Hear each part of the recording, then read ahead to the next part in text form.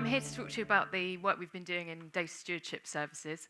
I'm conscious that whenever we raise this subject with the uninitiated, what we get is blank faces, thought bubbles going, what are you talking about? So I think the first thing I need to do is explain what data stewardship services are, and then explain why that represents such a great opportunity for Jersey. And then I'll talk about the work that we've been doing, what we have planned for the coming year. That will allow me to seg into a great introduction to Irene from SeeSense, who's going to talk about the opportunities for gathering cycling data in the island. And then we're going to go to the risky part where we're going to dial in some off-island tech gurus to give us their view of the opportunity in front of us. So, what's data stewardship? Well, you may not be conscious of it, you may not care, but we're living through the data revolution. By 2025, the world's expected to generate 175 zettabytes of data every year. That's an unimaginably large number. And that data is very valuable. We know that because Google, Amazon, Facebook, they're amongst the largest companies in the world, valued in the order of $1 trillion each, and that value is generated by them mining consumer data to sell people more stuff. And that's just the tip of the iceberg. As we move forward, people, organizations, businesses are going to start understanding the value of their data. They're going to start to want to make better decisions, make new products and services, drive efficiencies in operations, and generally make life better. And as a result of that, we're all going to start to want to share our data more. If I have a data set that's valuable and useful, and I combine it with your data set, suddenly the value and the utility is massively amplified. So we're going to see more of that data sharing. Okay, that's all very abstract. What do we mean in practice? Let's look at a few real-world examples. Now, you're currently wondering why there's a man dressed in a suit looking dolefully out over St. Aubyn's Bay as he wades in. It turns out that is the international symbol for the insurance sector. Now, the insurance sector has always been a data-driven business. Actuaries look at past information and calculate what our premiums are going to be. And they're very excited by the prospect of all these new sources of data, but they still have a problem. In the European Union, it's estimated that 10% of insurance losses are down to insurance fraud. And in the UK, that figure is £2 billion per year. Now, the tools now exist for people for the insurance sector to solve that problem. AI tools are available. But in order for them to use those AI tools, they're going to need to combine data sets. We're going to need to see sharing of claims data safely within the bounds of commercial confidentiality and within the competition law. So there's a great need there for data sharing. The next example is elderly care. Every developed jurisdiction in the world faces the same problem: an aging population, spiraling healthcare costs. It's well established that if you can care for people in their homes, it leads to better outcomes. It costs less. It costs something like 5 times as much to treat someone in a hospital as it does in a social care setting. But to offer that integrated care, doctors in the health system are going to need to be able to share patient information with the social care providers.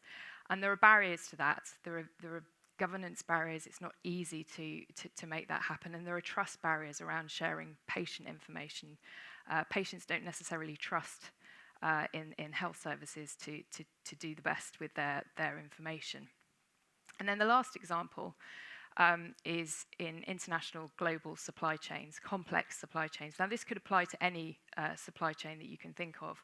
But in this instance, we're going to think about food supply.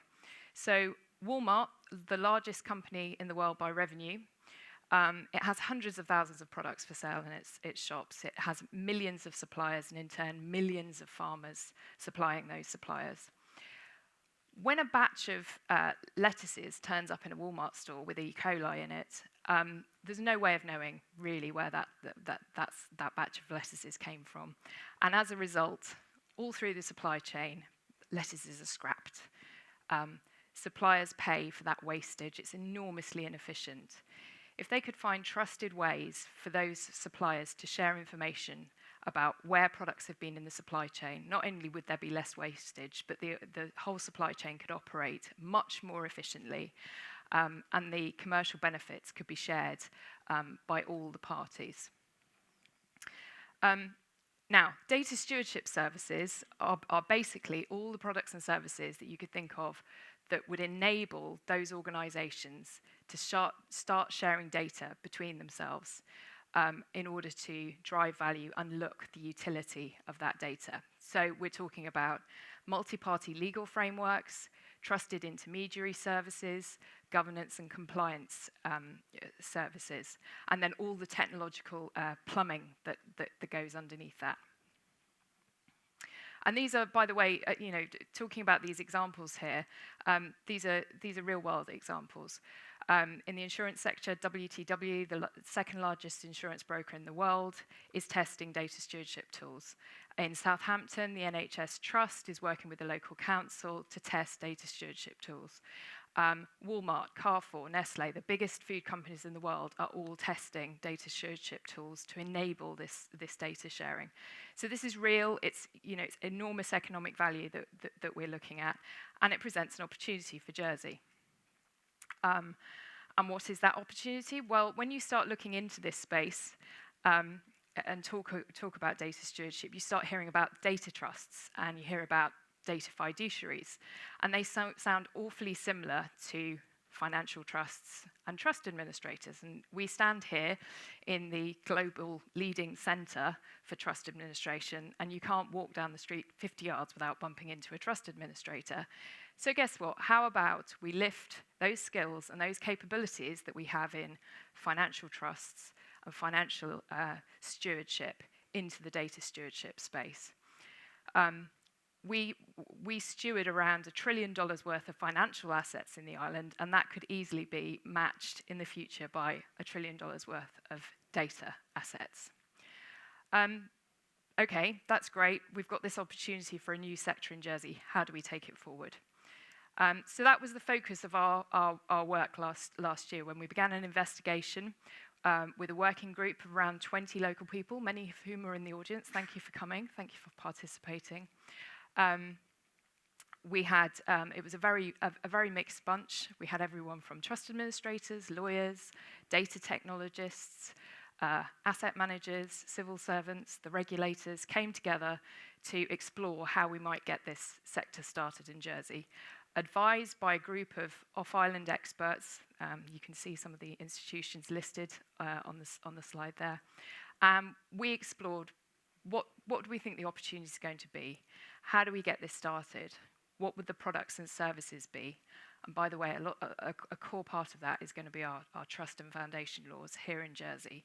And then what would we need to do to create an ecosystem that would allow us to benefit, to make the most of this sector?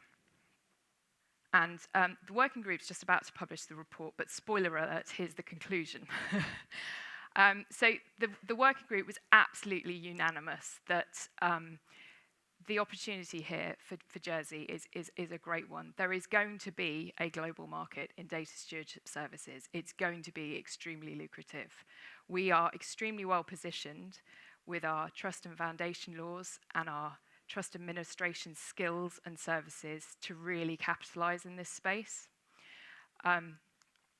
And the working group had 3 core recommendations for how we should move forward.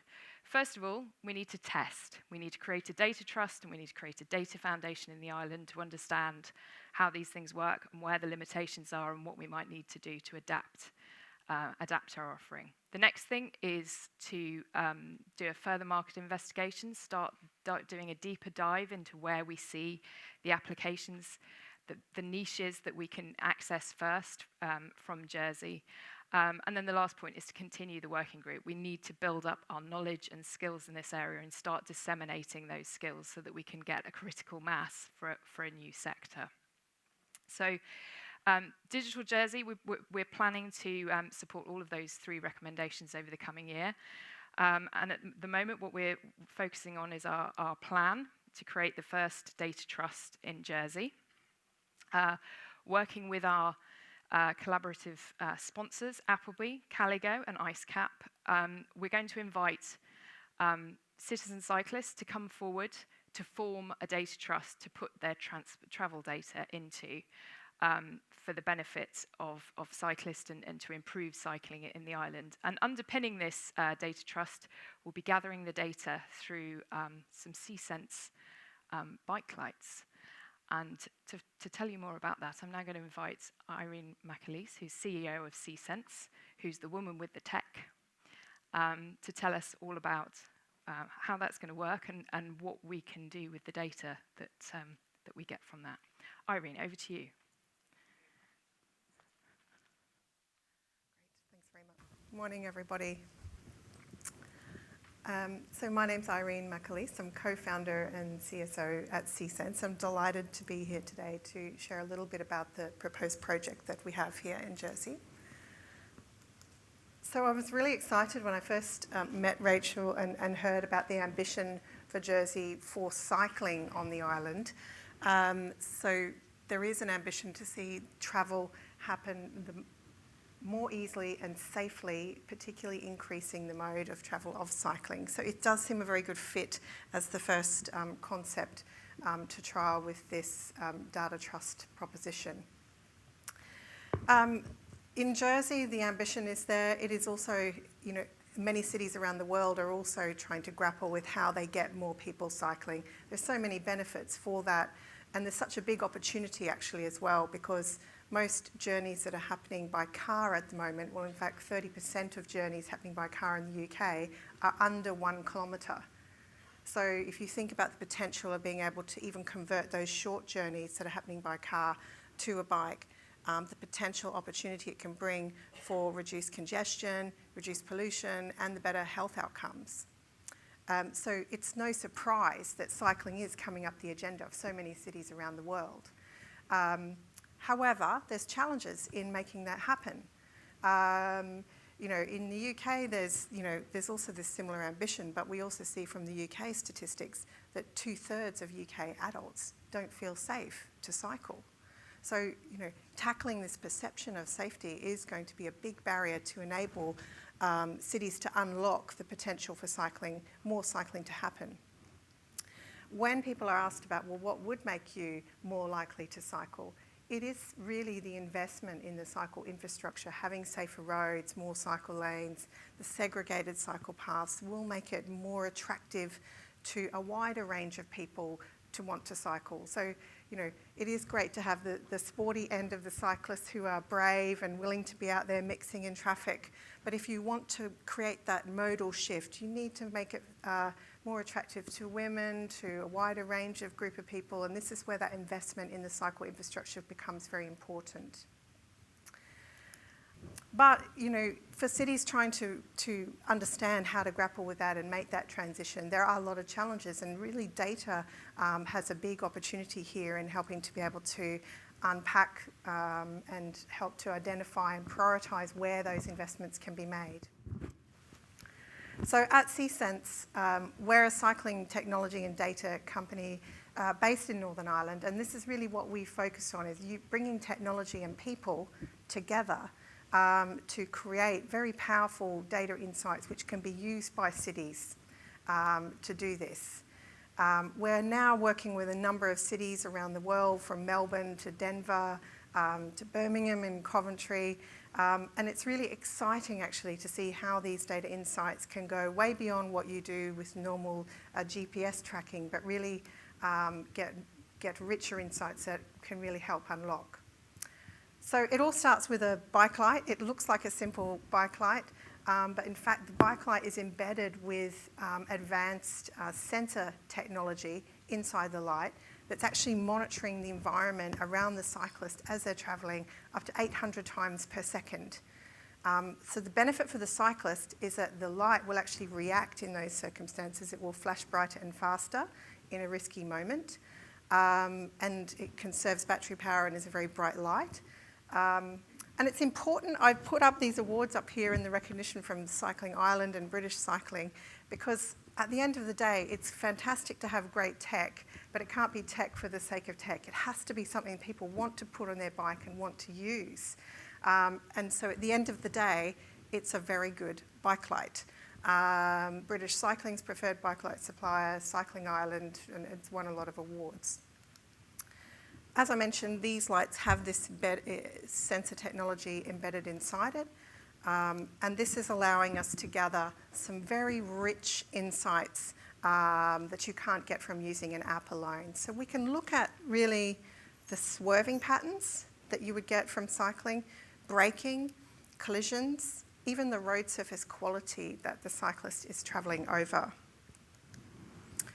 The other thing about the project and really how we can roll out the project in consultation with the area that we're working on is that we can deploy these lights out to specific groups of people, ensuring that the target audience that you want to know more about are included. So for example, if you want to make sure that you've got women in the group or you've got people who are using their bike for commuting, etc., you can deploy those lights to those groups of people, and that overcomes some of the challenges with existing crowdsourced data. So cities are using this data, as I mentioned, for cycle network planning. You can see the popular routes that are coming out. You can see where people are experiencing dwell times or long wait times, even pedestrian conflict where people and bikes might be interacting. You can use this data as well to identify hazardous locations. So we've just finished actually a really exciting project working with the Royal Society for Prevention of Accidents, who have found that the SeeSense data can actually help to identify those hotspot areas. So we look at the patterns of swerving and braking. And this is really important because that means that you've got data to get ahead of things. So typically, cities have to wait, unfortunately, until there's been a serious incident or even a death before they know that a location is dangerous.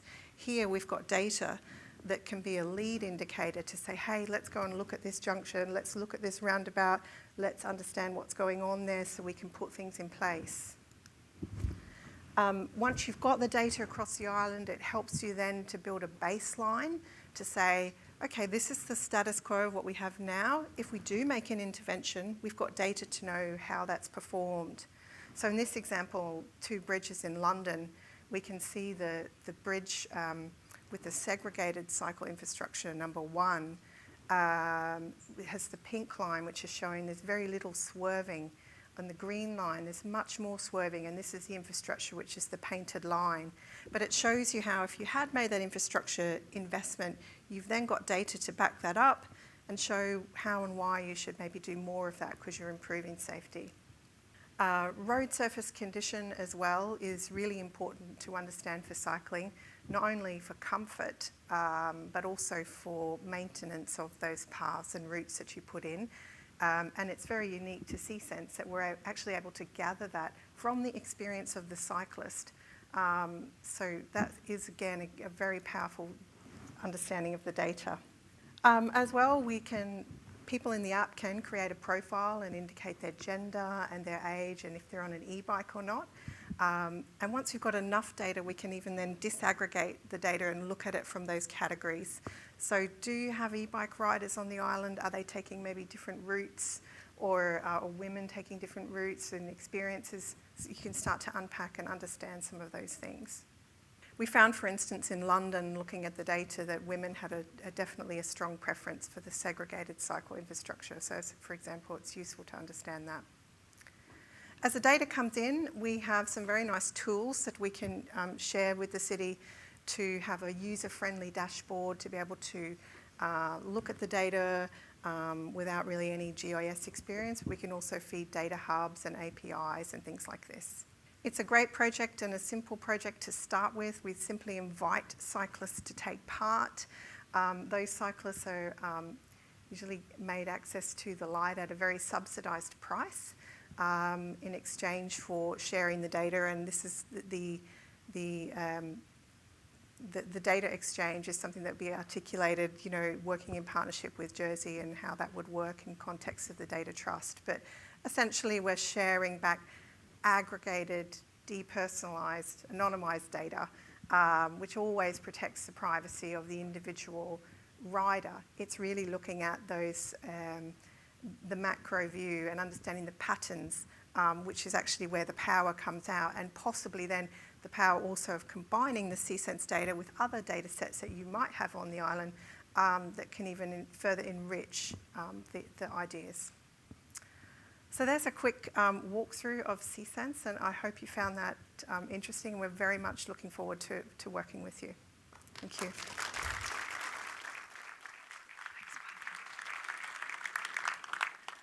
Now, I think we should be dialing in our off-island experts at this point. Hello, Wendy, John, Miranda. Can you hear us? Yes. Brilliant. So we have on screen, we have our very own Professor Dame Wendy Hall. We have John Taysom of Privitar, and we have Miranda Sharp of Metis. And they all have a specialism in data in some shape or form. And I'm going to ask them some questions about where they see our opportunity for data stewardship. So starting with Wendy. Wendy, I like to think of you as the godmother of the World Wide Web. And also, obviously, but also, obviously, I know that you're advising governments and big tech about AI and data and web science all the time. And I'd just really like to hear from you about why you think data stewardship is a really important part of the jigsaw. Thanks, Rachel. At least you said godmother, not grandmother, which is good. I assume God is Tim Berners-Lee. Ironically, of course, I am about to get on a flight to come to Jersey, but I just couldn't get there last night to join you this morning. So I will be live on Jersey tomorrow morning, I hope. So I think I'm just here. Lots of what I would say has already been said. So I think I'm just here to sort of give the papal blessing about all this. But the key thing, I don't know if people know, I'm on the Digital Jersey board, which is why I think Rachel referred to me as our very own. So you do have a claim to me in that sense. I wrote for the UK government the AI review in 2017, and to many people's surprise, our first recommendation in that review was about data trusts, because we felt that unshackling data and thinking of data as an asset was going to be absolutely crucial to the future of AI. And I still think that, I still firmly believe that, and have been working in this area myself ever since. We're looking to a future in which, as Rachel said, data is an asset to be traded. And I know John will talk a bit more about that later. Some people talk about data as the new oil, and I say, yes, it could be, but it could be just as dangerous for the planet if we don't curate it and look after it properly. And we've seen some of that in COVID, the debates about the analysis of data, what's right, what's wrong, how do we trust the data and what people are doing with it. Data is very different to money. When I lend you £1 and you pay me back £1.50 later in the day, that seems a good rate of interest. I sort of know that that money is underpinned by a bank, and the pound I lent you and the £1.50 I get back are the same currency. I don't fully understand this stuff, and crypto may change all this. But at the moment, that you don't quibble really about what a pound is in that sense. It's what's underwritten by the Bank of England in this case. Data's not like that. If I lend you data to do something with, how do you know to trust the data that I'm lending you to use in your business? And at the end of the day, how do you return that data to me with interest, right? How do I get some value out of what you've done with my data? Can I trust what you've done with it? And the word trust permeates throughout all this.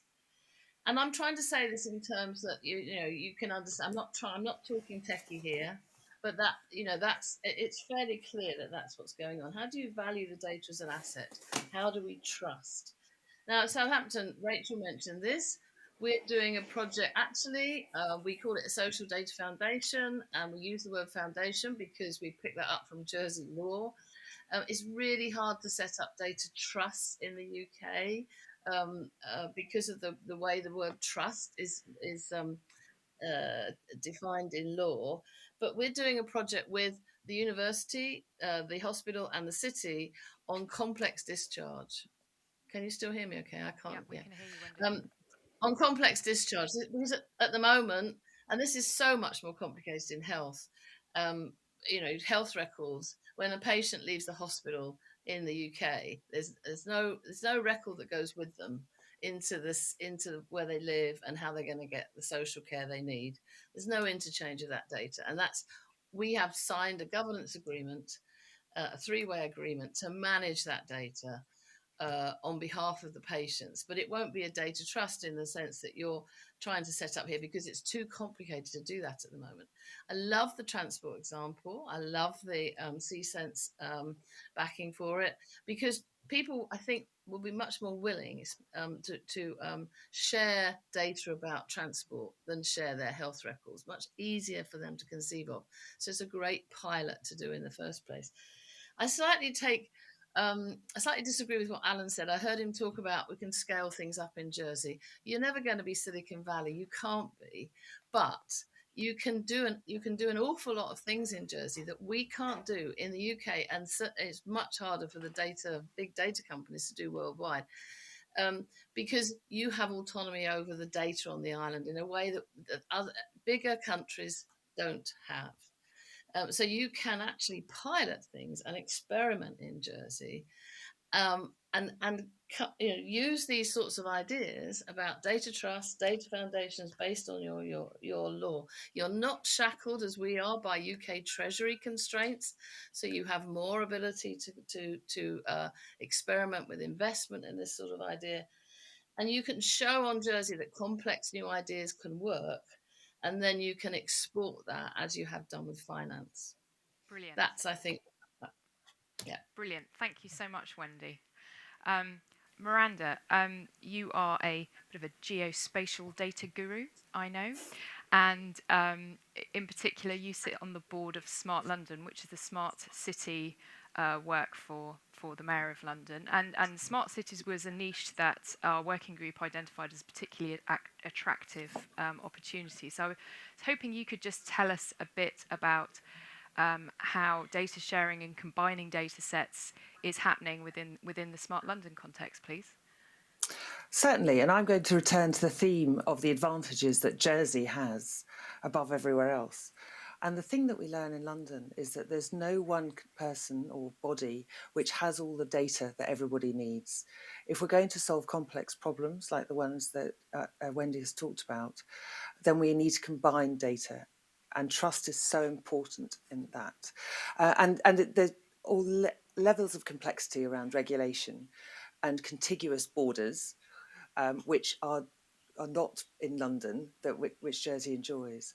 So, for example, the Greater London Authority has a whole layer of complex governance with the London boroughs, but also the utilities don't have overlapping areas of interest and are regulated by very different bodies.